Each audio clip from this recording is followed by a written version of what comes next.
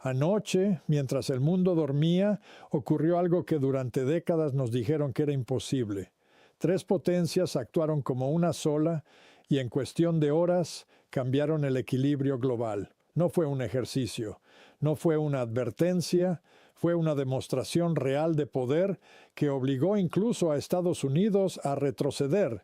La pregunta no es qué pasó, la pregunta es, ¿estamos preparados para lo que viene ahora? Si quieres entender lo que realmente está ocurriendo, sin filtros, sin propaganda y con análisis serio, suscríbete ahora, deja tu like, comparte este video y escribe tu opinión en los comentarios, porque lo que viene apenas empieza.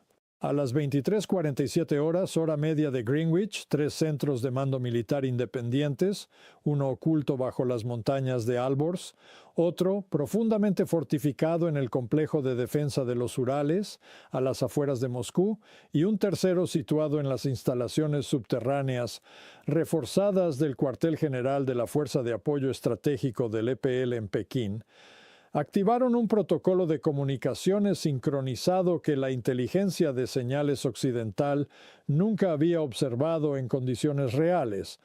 No porque se tratara de un sistema nuevo, sino porque jamás se había desplegado con este nivel de intensidad operativa. Lo que esas tres estructuras de mando coordinaban en ese preciso momento no era un intercambio diplomático, ni un ejercicio militar, ni tampoco una demostración simbólica de fuerza destinada a proyectar disuasión sin consecuencias reales. Era, en términos claros, la ejecución de la operación militar combinada más significativa desde el final de la Guerra Fría. Sus efectos serían visibles en cuestión de minutos sobre el terreno y, en pocas horas, confirmados por imágenes satelitales. El impacto obligaría a gobiernos de todo el mundo a enfrentarse a una realidad que, durante más de 3 décadas, los arquitectos del orden internacional liderado por Estados Unidos habían insistido en calificar como imposible. La operación implicó el lanzamiento de aproximadamente 1,000 misiles. Irán aportó el volumen principal del ataque mediante sistemas balísticos y de crucero. Rusia, por su parte, proporcionó capacidades de guerra electrónica y activos de precisión de largo alcance, esenciales para neutralizar defensas y garantizar la penetración. China desempeñó un papel igualmente decisivo, suministrando sistemas de guiado satelital, datos de adquisición de objetivos y soporte de comunicaciones estratégicas. En conjunto, estos elementos constituyeron el sistema nervioso que permitió coordinar la operación a través de múltiples zonas horarias y continentes. El objetivo era inequívoco: la infraestructura militar y estratégica de Israel. Bases aéreas, centros de mando, nodos logísticos, redes eléctricas y puertos clave, es decir, los pilares operativos que sustentan la capacidad del único estado de la región capaz de proyectar poder militar contra cualquiera de los miembros de esta coalición. Cuando el último misil impactó y comenzaron las evaluaciones de daños, el panorama era contundente. 4 bases aéreas de las Fuerzas de Defensa de Israel habían quedado fuera de servicio. Aproximadamente el 68% de la red eléctrica nacional había colapsado. El puerto de Ashdod ardía en incendios que requerirían días para ser controlados. Al mismo tiempo, 2 de los activos navales más poderosos desplegados por Estados Unidos en el Mediterráneo Oriental, los grupos de combate de los portaaviones USS Dwight D. Eisenhower y USS Gerald R. Ford, iniciaban una retirada a gran velocidad hacia el Atlántico. Esta maniobra, ejecutada precisamente para evitar una exposición mayor, no sería explicada con claridad por el Pentágono durante al menos 72 horas. En los círculos de seguridad occidentales, este escenario tenía un nombre bien conocido: la pesadilla. Representaba la convergencia de 3 capacidades que, según la doctrina dominante, nunca debían coincidir en un mismo teatro operativo: la potencia de ataque iraní, la sofisticación rusa en guerra electrónica y precisión y el soporte tecnológico y de inteligencia chino, actuando como un único sistema coordinado contra un objetivo concreto. Se consideraba imposible, no por falta de capacidad técnica, sino porque aceptar esa posibilidad implicaba reconocer el fracaso de décadas de políticas destinadas precisamente a evitar esa convergencia. Sin embargo, lo ocurrido demuestra lo contrario. Lo que se produjo fue, en términos inequívocos, la materialización de ese escenario. Y con ello, una transformación inmediata del entorno estratégico global. El mundo que despertó esa mañana ya no era el mismo que el que se había acostado la noche anterior. Este episodio no puede entenderse como un hecho aislado. Es el resultado de un proceso prolongado en el que tres estados, sometidos durante años a presión internacional, aislamiento y sanciones, desarrollaron gradualmente mecanismos de cooperación que les permitieron superar sus limitaciones individuales. Lo que construyeron juntos no solo fue viable, sino decisivo.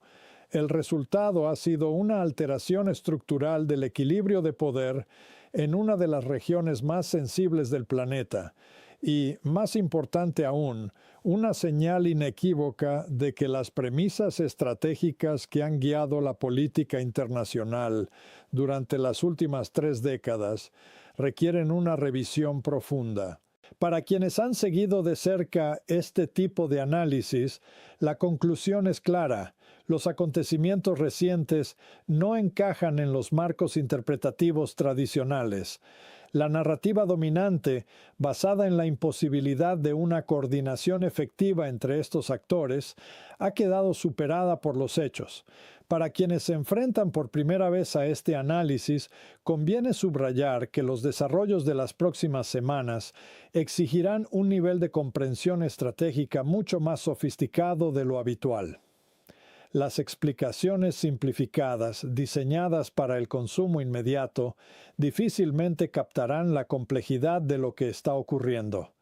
En este contexto, el debate público adquiere una relevancia particular. No se trata únicamente de interpretar los hechos, sino de hacerlo con rigor, evitando conclusiones precipitadas o narrativas cómodas que distorsionen la realidad. Lo que sigue a continuación es un análisis detallado de la noche en la que tres actores estratégicos actuaron como uno solo, alterando de manera irreversible la dinámica del Mediterráneo. 4 cuestiones fundamentales estructuran este análisis. En primer lugar, ¿cómo se articuló exactamente la coordinación operativa entre Irán, Rusia y China? ¿Y qué revela esa coordinación sobre la profundidad de su alineamiento estratégico?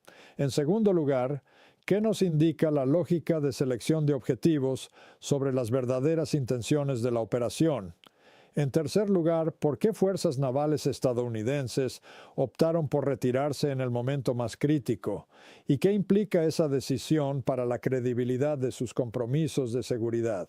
Y finalmente, ¿qué nos dice todo esto sobre el sistema internacional emergente?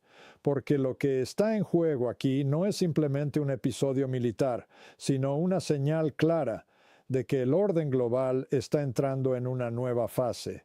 En primer lugar, resulta imprescindible examinar cómo se articuló con precisión operativa la coordinación entre Irán, Rusia y China durante esta operación. Y más allá de la mecánica, ¿qué revela la distribución de responsabilidades entre estos tres actores sobre el nivel real de madurez de su alineamiento estratégico? En segundo lugar, la lógica de selección de objetivos, un volumen aproximado de 1,000 misiles dirigidos contra infraestructura israelí, plantea una cuestión clave. ¿Cuáles eran, en realidad, los objetivos estratégicos de la coalición? Y de forma aún más relevante, ¿por qué el grado de precisión y la aparente contención en los patrones de ataque pueden resultar más significativos desde el punto de vista estratégico que la destrucción material en sí misma? En tercer lugar, se impone una pregunta particularmente delicada. ¿Por qué dos grupos de combate de portaaviones estadounidenses se retiraron del Mediterráneo Oriental en el momento exacto en que su presencia era más necesaria para el aliado al que estaban destinados a proteger? Y en consecuencia, ¿qué implica esa retirada para la credibilidad de las garantías de seguridad que Washington ofrece a sus socios en distintos puntos del sistema internacional? Y finalmente, la cuestión más amplia. Cuando tres de los estados más sancionados y sometidos a presión sistemática dentro del orden internacional actual son capaces de integrar sus capacidades en una única operación militar coherente y ejecutarla con éxito, ¿qué nos dice esto sobre la naturaleza del mundo en el que vivimos hoy y sobre el sistema que está emergiendo para sustituir al anterior? Conviene dejar algo claro desde el inicio. Las respuestas a estas preguntas no se encontrarán en comunicados oficiales ni en ruedas de prensa cuidadosamente calibradas. Requieren un análisis más profundo, apoyado en los datos disponibles y en una lectura crítica del entorno estratégico. Desde el punto de vista operativo, el principal desafío al que se enfrentó la coalición no fue la identificación de objetivos ni la disponibilidad de armamento. Ambos factores, dadas las capacidades combinadas de los tres países, eran gestionables. El verdadero reto residía en la coordinación. Hablamos de sincronizar tres estructuras militares distintas, con doctrinas, sistemas de mando y control y culturas operativas diferentes, operando además en tres zonas horarias separadas. Todo ello frente a un conjunto de objetivos protegido por una de las redes de defensa aérea más densas y sofisticadas fuera del territorio continental de Estados Unidos. La solución adoptada fue, en esencia, una división del trabajo extraordinariamente calculada. Cada actor aportó aquello en lo que posee una ventaja comparativa clara, al tiempo que se compensaban sus respectivas limitaciones. Irán asumió el papel de proveedor del volumen de ataque.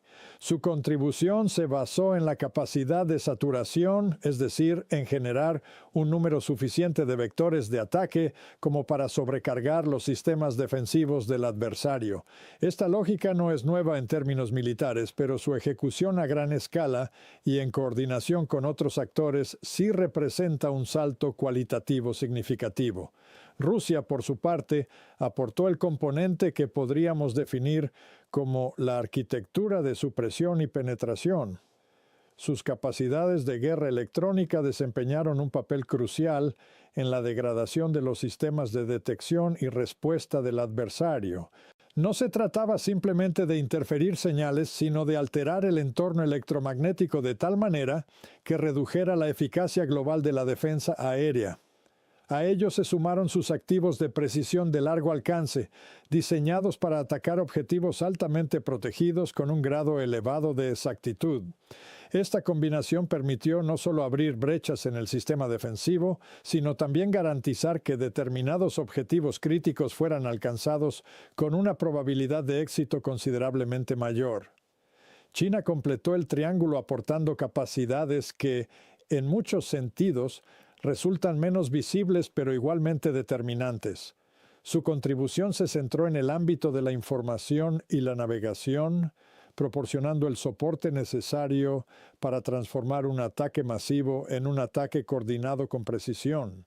Los sistemas de navegación satelital, los datos de inteligencia derivados de plataformas espaciales y el soporte de comunicaciones permitieron integrar los distintos componentes de la operación en un único marco operativo coherente. En términos prácticos, esto significó que cada misil lanzado no solo tenía un objetivo asignado, sino que contaba con la información necesaria para alcanzarlo con un alto grado de fiabilidad, incluso en un entorno de interferencia electrónica. El resultado de esta integración fue una capacidad operativa que supera claramente la suma de sus partes. El volumen iraní, por sí solo, habría sido gestionable dentro de los parámetros conocidos de los sistemas defensivos existentes. La precisión rusa, sin ese volumen, habría producido daños significativos pero limitados en alcance. y las capacidades chinas, sin el respaldo de ambos, habrían carecido del efecto necesario para superar la saturación defensiva. Sin embargo, combinadas, estas tres dimensiones generaron un efecto acumulativo que desbordó los marcos de planificación tradicionales. Se produjo una saturación a nivel cuantitativo, una degradación a nivel electrónico y una precisión a nivel cualitativo, todo ello de manera simultánea. Este tipo de integración no es improvisada, requiere planificación, intercambio de información y, sobre todo, un nivel de confianza operativa que no se desarrolla de la noche a la mañana. Lo que se ha observado en esta operación sugiere un grado de coordinación que va más allá de una cooperación puntual. Apunta más bien a una alineación estratégica en fase avanzada. Para comprender plenamente el alcance de lo ocurrido, es necesario analizar con mayor detalle las contribuciones específicas de cada actor.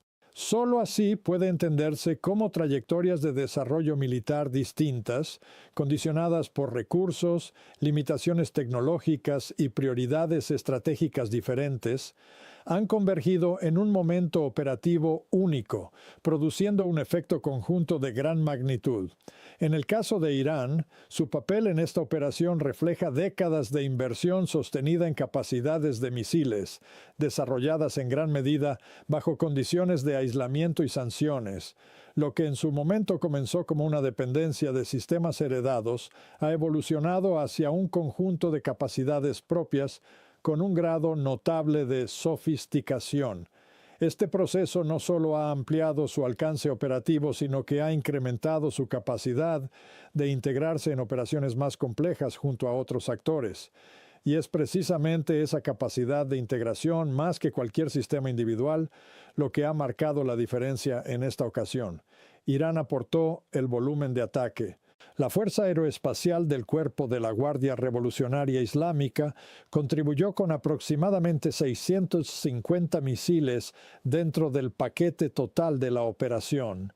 Se trató de una combinación cuidadosamente seleccionada de sistemas, misiles balísticos de precisión EMAD y Qadr destinados a la neutralización de objetivos fijos de alto valor, misiles de crucero Hovey-C y Paveh diseñados para penetración a baja altitud contra objetivos protegidos por radar y municiones merodeadoras Shahed 238 impulsadas por motor a reacción, empleadas para saturar las defensas en la fase terminal.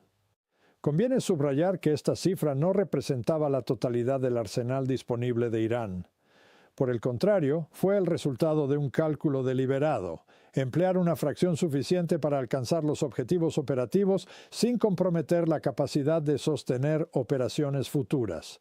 La elección de ese volumen respondía a una estimación precisa del umbral necesario para saturar las defensas israelíes, especialmente cuando se combinaba con los efectos de supresión generados por la guerra electrónica rusa.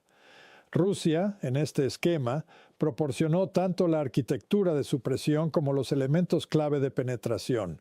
Sus activos de guerra electrónica, incluidos sistemas terrestres Krasuka-4, desplegados discretamente en territorio sirio en las semanas previas, así como plataformas aéreas Il-22PP operando sobre aguas internacionales, iniciaron una campaña coordinada de interferencia contra los radares y las comunicaciones israelíes.